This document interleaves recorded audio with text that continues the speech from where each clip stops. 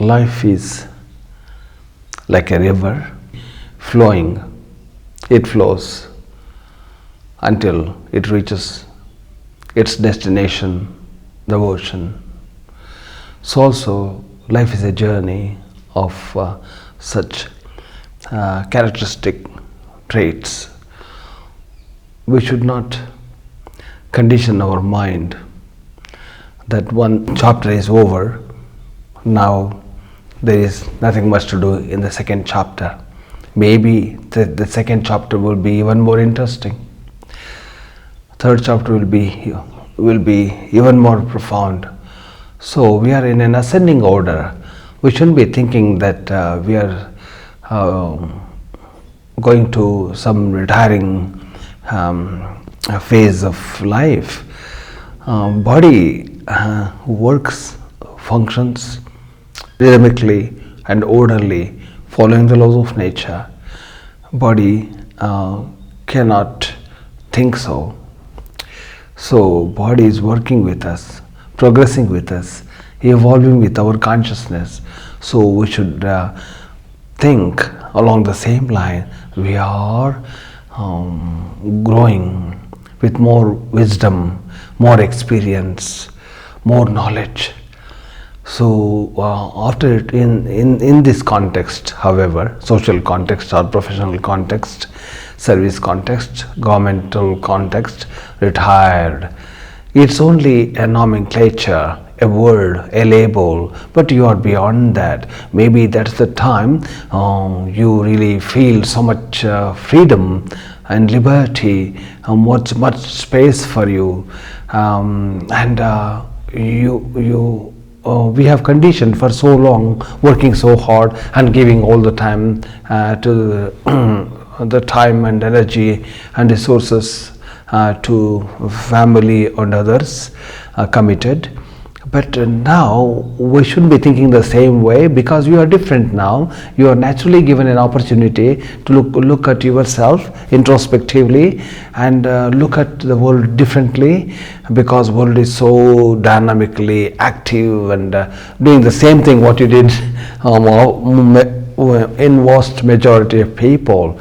So now you are given a gift of space, time, and your wisdom as bonus for you for having grown up now. Now you can really do so many things which you could not do during your early days, and when you were getting involved so deeply into your family affairs and matters and shouldering responsibilities. Now you can really, a new chapter has opened up. You can do many great things. Always there is room for growth, expansion and invention, discovery. Maybe you will be bringing something great to the world, to your community. So always never underestimate, never think that you are retired, and you are really more capable now. And so retain that positive attitude and contemplate more internally, as I said, introspectively, and we call it dhyana, or reversing the mind from the world to the brain, to the heart region, to the center of our being, and really feel again your overall presence, and then re-envision what you had before, and then now the mind is much clearer. Now you can really set your own objective, goal, and passionately and do what you need to do, what you feel is right, and definitely you have something to offer which is really true. You will come to know this fact when you experience it, when you bring that out, and when you go with this attitude, then you will be able to see something purposeful and meaningful.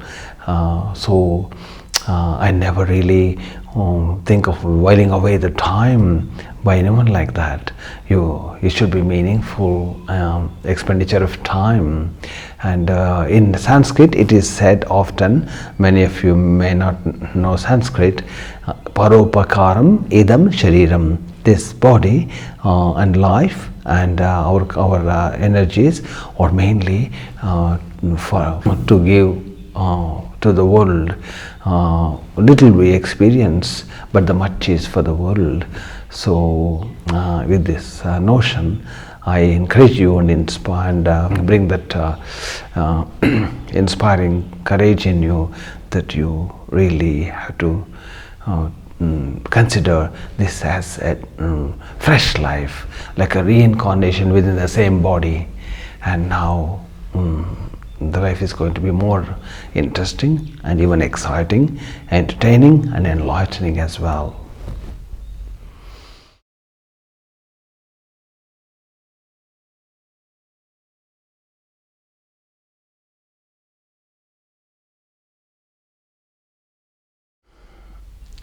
Obviously, there's always going to be some generation gap. That gap cannot be filled in artificially, but deep down we are all the same. And more than the world changing, we are changing. So then we assume that the world is changing. You are part of the world, and who knows, you may be the first person to start bringing some major change in the world, or transforming so many people's lives for the better. So not to look at that way, that you have to reconnect. Nothing like that. Nothing like that. You have to simply update yourself, update the knowledge of the world, knowledge of your family, progression, and many other ways. And find out what is common what is the common interest in the family, with your children. And there's always something that's common. It can never be like total gap. So we can talk about that or explore that in that domain, and people will connect better and quicker. And also spiritually you can always connect. Empathy, that counts. The compassion, understanding their situations, why they can't understand you, that's also knowledge. So they will connect, certainly, but again it is all knowledge. How you update your knowledge, evolve with time, and finding common ground for you to communicate with your family and the close members around you, then there's always something to look forward to exploring newly. And also spiritually, as I said earlier, we can always connect. So that cannot be an issue, and we shouldn't be expecting too much from them to understand you and to come back, run behind you, because you put in so much effort in the past. So now like an investment, now you want that to be back. No, you shouldn't be thinking that way. It's gone. You're given and it's gone, and now it's their life, and they're moving forward, flying away in different directions. If internally you have the connection, if you have empathy, understanding their roles, responsibilities, and the situation, why they can't come and see you often, that in itself is like a positive attraction for them. They want to come and see you because you can listen to them, you can empathize and understand better, you can reflect back, and you are not a different person. You're connected with them in many aspects, genetically as well. So I think it is not going to be a difficult scenario or issue for you to reconnect. And if sometimes they connect, sometimes you connect, but we have to believe more in keeping that connection internally, rather than simply going and greeting physically and expecting them to spend time with us. And you have a better purpose than that too. And don't identify yourself always with their presence around you. You are an individual, and you have a role and responsibility to shoulder, and you can shine through like an individual star, and they will always come and admire you, appreciate you, acknowledge you, or they'll feel proud of your work, your way of living, and you being a role model.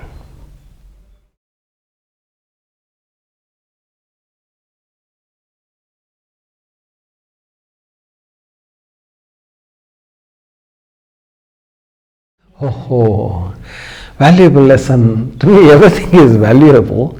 I can't isolate something is invaluable and some other things are valuable. I think everything is valuable. How you value yourself, how you value time, how you value teachings and lessons and messages coming from so many sources around you. So everything has its own importance, time and position. So I regard greatly any learning that comes in. Absolutely, there is room for learning all the time. That in itself is like brings me awful surprise. How come really so much capacity for us to welcome new knowledge, new experiences, and how do we store them? We are not storing willfully, forcefully, but it's being stored unconsciously and naturally, and it just stays there all around us. So valuable lesson or message from the world so far. If I want to prioritize, I would say not to live or dwell too much in the past, or nor too much in the future, but embrace the moment and the surrounding circumstances and what you hold in hand, what you have got in your heart, what you have really acquired, through the cultivation and through the journey of life. So that really count the most. So it's valuing everyone's time, life, and that's the value I learned. Not only valuing our life and valuing everything that's around. So honor the moment and welcome new things, and keep yourself up to date or journey with abreast of times, and feel unity in everything you do and everything you say and your whole presence.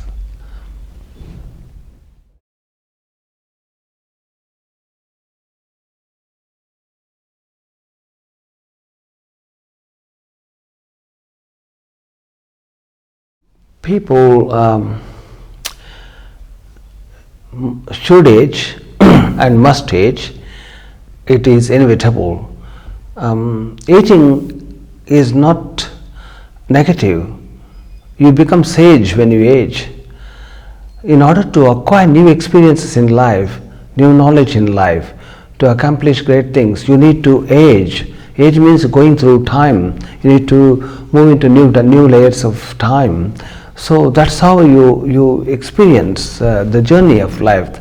So when you drive through, so new things come to you. You begin to see new trees and a new road, and new conditions around you, environment, and so also new things come only when you leave something behind you. That means you are rolling forward. So that is aging.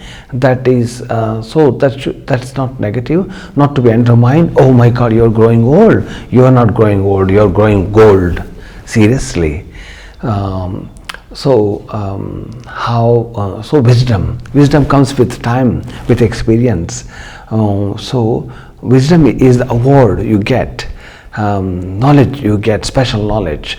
Your insights would be so valuable to the world. Maybe there may not be people ready to listen to you or to admire or to appreciate your knowledge, but first you have to value what you have got first.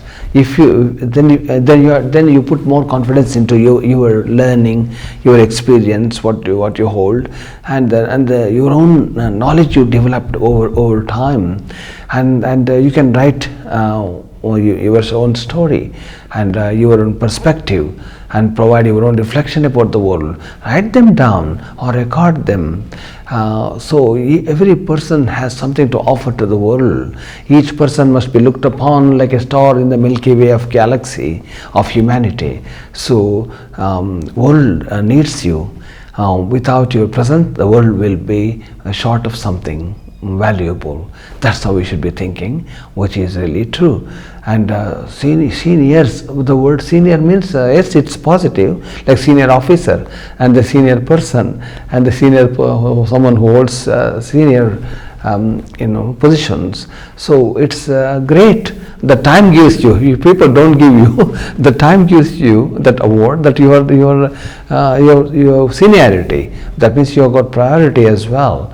The elderly people in advanced stages, people who are elderly, have something to really to fill the gap gap in the world, and their presence is very important. As long as they can exist, they can stay on the planet. We have every obligation to protect them, elders and seniors, because they have history, they have story, and real story. And they have recordings which no video can record, no computer can record such things. The experiential, multidimensional story they hold in their hearts and spirits. So we need them. Their presence will remind us so many things. Like for instance, if you listen to some old song, maybe years old, something happens. It's not only the meaning of the song, also the tone of voice, and that can really unfold so much about the singer, how the environment was at that time, and what condition was around them, and what food they had consumed, and how qualitative it was, air, for example. So everything, and the civility at that time, the culture around that time. So much is required for us to feel the fulfillment of life. They are important, and we learn so much as soon as we see some seniors, elderly people, and they are not frail. Physically, they may have slowed down, but they are not frail, and they are really have energy, and they have the capacity to defy the laws of physics, such as dilation of time. They feel so abundant of time in their hands, and it's relaxing if you look at them from that perspective. You don't get stressed out when you see people in advanced stages sitting there or doing something on their own. If you observe them, that's so relaxing. They release your stress. For them, the time is favoring them, making them be on the ground and be with their breath and be with the rhythm of their body, and they carry the story in them, history in them, so records in them. So that's their knowledge is very important, the subjective knowledge, subjective experience, and we should listen to them and record their stories. Will always help us to learn so much for the future. Without recognizing the past, we cannot move to the future. If we do, that's shallow, and we are going to fall.